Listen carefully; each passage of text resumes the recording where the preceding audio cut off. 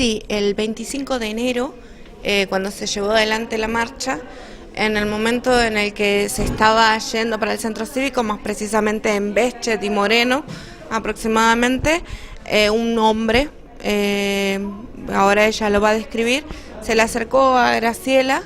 En un primer momento la gente de las organizaciones que estaban atrás lo vio como algo natural porque constantemente se acerca gente a los familiares, pero bueno, este hombre fue a amenazarla, a decirle que deje toda la causa y que dejen de marchar, porque si no iba a terminar como el hijo. Así que lo que nosotros estamos pidiendo como organizaciones de derechos humanos es a los medios de comunicación y a la sociedad en su conjunto que si tienen fotografías o tienen alguna filmación de ese día, que por favor la acerquen a la PDH para que nosotros podamos llevar adelante las medidas judiciales respectivas. Porque esto es un hecho sumamente grave, pues están coartando la libertad de los padres de peticionar a las autoridades y de peticionar mediante la protesta social y mediante las marchas justicia por su hijo. ¿Dónde está realizada la denuncia? No vamos a realizar denuncia todavía hasta que no tengamos concreta más información, porque no queremos que esto se diluya. Nosotros queremos que haya justicia, no solamente por la muerte de Rafael Nahuel, sino también por las amenazas que están sufriendo los padres. No solo esto, sino que nosotros lo que queremos hacer es responsable al Ministerio de Seguridad por todo lo que le pueda llegar a pasar a la seguridad de los familiares y de la gente de la comunidad a consecuencia de las marchas que se están realizando. Graciela, ¿cómo fue esta situación? ¿Qué nos puede decir? ¿Había visto a esta persona antes? ¿La había identificado?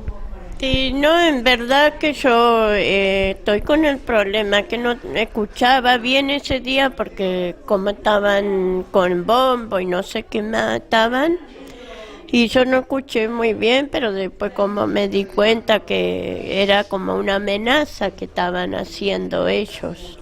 ¿Eran varias personas? No, era un señor nomás. ¿Qué dijo puntual? Y me dijo que no siga con los papeles porque me podía pasar lo mismo que mi hijo.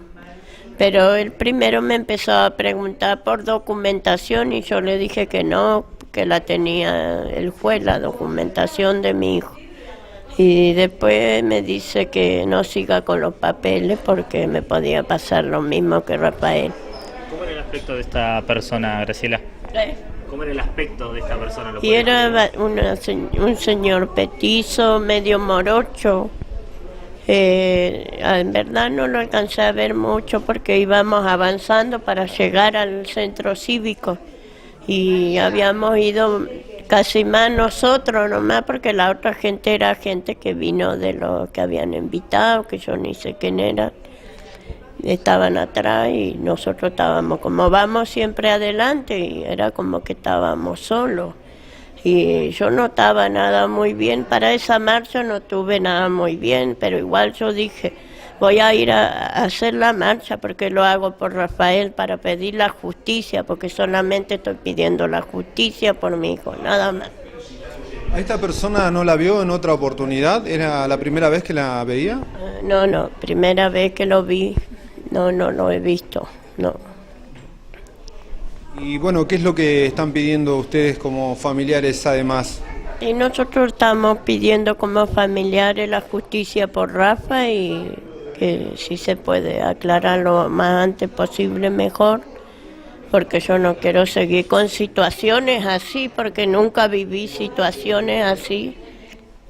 Así que lo único que pido es eso, nada más, justicia por Rafa, como pide toda la familia. Natalia, bueno, ¿cómo califican el hecho, este tipo de amenazas que está recibiendo la familia?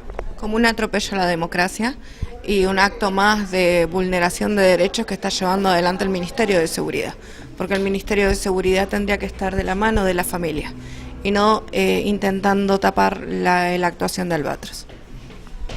Bueno, hay preocupación también por parte de ustedes como defensa y de la PDH por la seguridad, ¿no? Ahora de ellos. Por supuesto, estamos evaluando cuáles son las medidas judiciales que vamos a tomar. Nos parecía que lo más importante era hacer público este hecho atroz y posteriormente vamos a continuar judicial.